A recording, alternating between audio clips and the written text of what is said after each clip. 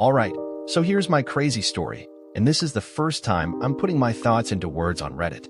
It feels kind of therapeutic, and I believe you guys will appreciate the insanity of my recent life events. A few weeks ago, I caught my wife chatting it up with some guy at the grocery store. We were just casually shopping for a spaghetti dinner when I noticed her flashing that flirty smile, something I'm accustomed to after 5 years of marriage. But this one wasn't aimed at me. She introduces him as a work friend. One of those guys from the evening shifts at the restaurant where she's been working for the past 3 years. Something felt off, but I brushed it aside. After all, we all make friends at work, right? Then the signs started adding up. She'd been pulling overtime on her evening shifts. Initially, I thought nothing of it. The restaurant business is unpredictable. But then she starts complaining about her timesheet, showing her clocking out early when she'd stayed an extra hour. I remember thinking, why lie about that? Who benefits from that? I decided to ask around a little, not in a creepy way, just casually checking in with one of her coworkers who's also a friend of mine. And guess what?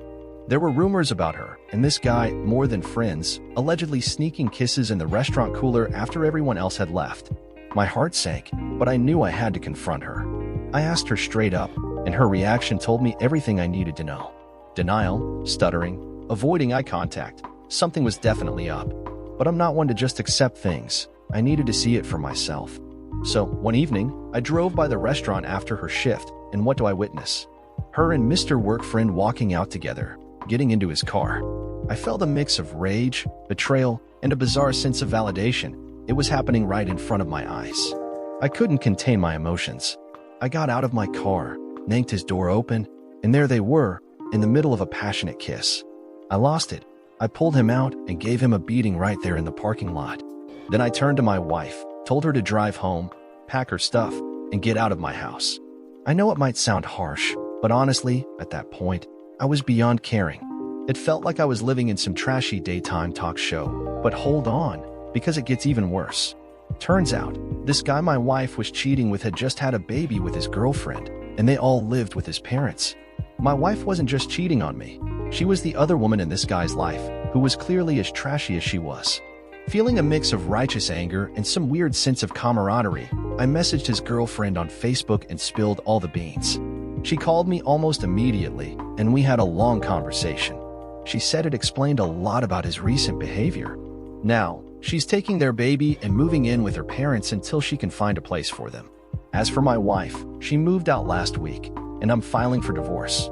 She's begging for a second chance, saying she's sorry, claiming she's ruined our lives. But I can't take her back, not after all this. The level of dishonesty she displayed is something I can't recover from. It's not just about her cheating. It's about her lying to me day in and day out, pretending everything was fine. And then there's the fact that she was the other woman in some poor girl's life. It's a level of trashiness I never thought she'd stoop to. She keeps saying she's sorry, that she knows she messed up our lives. But you know what I think? I think she's only sorry because she got caught. If I hadn't stumbled upon them in the grocery store, noticed the timesheet discrepancy, or decided to drive by the restaurant that night, would she have ever told me? I doubt it. So no, I'm not going to be that guy, that pathetic loser who stays home alone while his wife is out with another man. No thank you. I'm a man, a real freaking man, and I will find a woman who appreciates me for who I am, someone who values my mind, body, soul, as well as my hard work, success, and everything else I bring to the table. The divorce papers are being filed this week. I'm not looking forward to it, but it's a necessary step. It's time to close this chapter of my life and start a new one, a better one, a life where I can trust my partner, where I don't have to second-guess every late-night work shift. It's funny, I used to think our life was perfect. Now I can see all the cracks, all the lies, all the signs I ignored. And while it hurts, it's also liberating to be free from her lies and betrayal. I'm free to find someone who truly values me. So, to my soon-to-be ex-wife, if you're reading this, I only have one thing to say, see ya. As for me, I'm moving forward, focusing on myself, on my career, on finding happiness again. I'm going to hit the gym, pick up some new hobbies, maybe start dating again when I'm ready. And to all you guys out there, take it from me. If something feels off in your relationship, it probably is. Trust your gut, don't ignore the signs, and most importantly, never let anyone take you for granted. You deserve better. Now for the second story. I couldn't shake the feeling that something was up, and I knew I had to do something about it. So that's when I came up with the plan. I got out of my car, walked up to her car, and let the air out of her tires. I know it sounds crazy, but hear me out. I figured if she had to deal with that inconvenience, it would take her a while to get home, right? And that would give me enough time to confront her about why she was at this guy's house and why it took her so long to get back. I wasn't going to just let her walk all over me, you know? So I did the deed, and then I went home and waited, and waited, and waited some more. It took her hours to finally get back, which only fueled my suspicions even more. I knew I had to play it cool, though. I didn't want to just come out and accuse her of anything without giving her a chance to explain. When she finally walked in the door, I was all casual, like, "Hey, how was your day?" You know, just trying to get a feel for what she'd say. And man, did she come up with some lame excuses. She started going on about how she had a flat tire and it took forever to get it fixed because she couldn't find a nearby gas station with an air pump. Now, I knew she was lying because I had driven past at least 2 gas stations with air pumps on my way home from letting the air out of her tires. But I played along, asking her where she'd been all day and if she'd managed to get everything done that she wanted to. She started getting all defensive, saying she'd been running errands and visiting a friend. But when I asked her which friend, she couldn't give me a straight answer. It was like she was grasping at straws, trying to come up with something that sounded believable. That's when I knew I had her. I couldn't hold back anymore. I confronted her and told her I knew she'd been at this guy's house. I even told her about the whole tire thing, just so she knew I wasn't messing around. And you know what? She finally admitted it. She'd been cheating on me with this guy, Brad, some friend of a friend or something. I don't even know. I was furious, man. I mean, I knew something was up, but to hear her actually admit it, that was a whole other level of hurt. I couldn't believe it. All this time, she'd been sneaking around behind my back, betraying me with this Brad guy. And the worst part was she didn't even seem sorry about it. It was like she was more upset about getting caught than actually feeling guilty about what she'd done. We had a huge blowout argument that night. I won't get into all the nitty-gritty details, but let's just say it was the kind of fight you wouldn't wish on your worst enemy. We yelled, we cried, and we both said things we probably shouldn't have. But in the end, it was clear that there was no coming back from this. Our marriage was over. I know it sounds crazy, but I think letting the air out of her tires was the best thing I could have done. If I hadn't done that, who knows how long it would have taken me to find out the truth. At least now, I can start the process of healing and moving on with my life. It's going to be hard, but I know I'll come out stronger on the other side. So, yeah, I'm filing for divorce. I've already talked to a lawyer, and we're getting the ball rolling. It's not going to be easy, and I know it's going to be a long, drawn-out process, but I just can't stay with her after everything she's done. I deserve better than that, man. We all do. So there you have it. That's the story of how I caught my wife at another man's house and let the air out of her tires so I could ask her why it took her so long to get home. It's not the ending I wanted, but it's the ending I needed. Now for the third story. I had been dating my girlfriend Ashley for about 2 years. Everything was going great, or so I thought. We had our ups and downs like any other couple, but overall, I believed we were pretty happy together.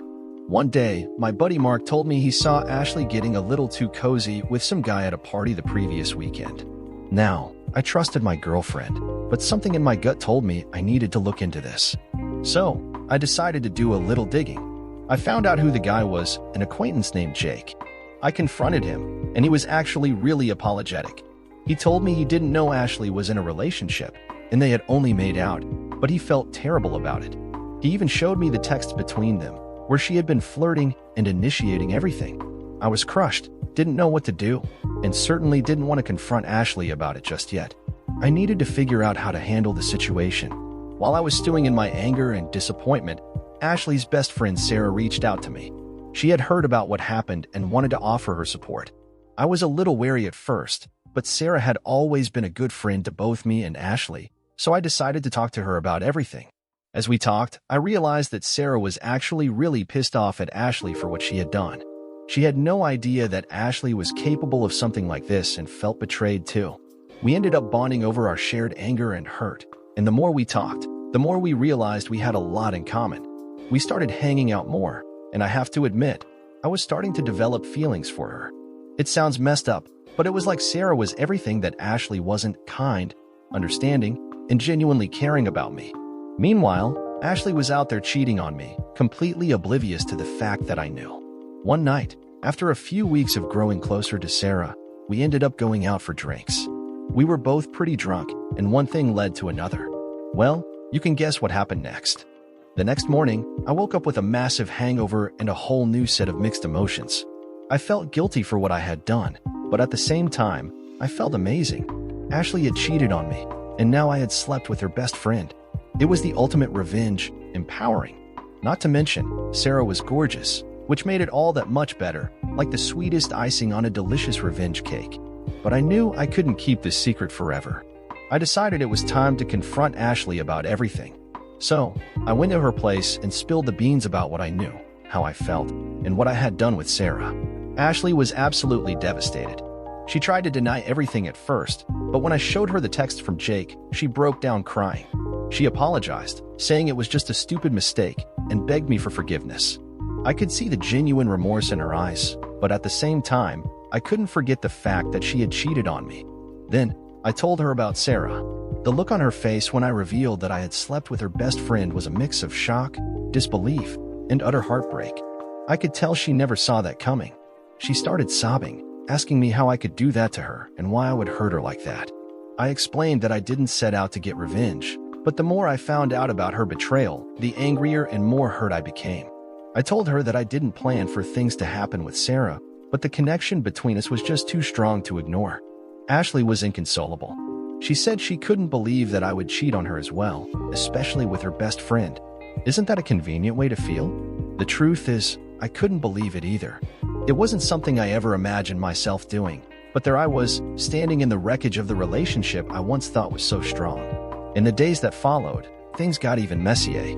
Sarah and Ashley had a massive falling out, and their friendship was pretty much destroyed. I couldn't help but feel somewhat responsible for that. At the same time, I couldn't deny that I had real feelings for Sarah. As for Ashley, she tried to patch things up with me, but I couldn't bring myself to forgive her. The trust was gone, and I knew our relationship would never be the same. We ended up breaking up, and it was one of the most painful and complicated breakups I've ever experienced. Sarah and I, on the other hand, continued to see each other. It wasn't easy at first, and we both felt a little guilty. But we knew we had something real going on between us.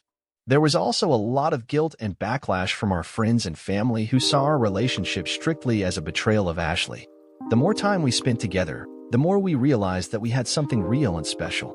So there you have it, my juicy, messy, and complicated story of how I got revenge on my cheating girlfriend by sleeping with her best friend.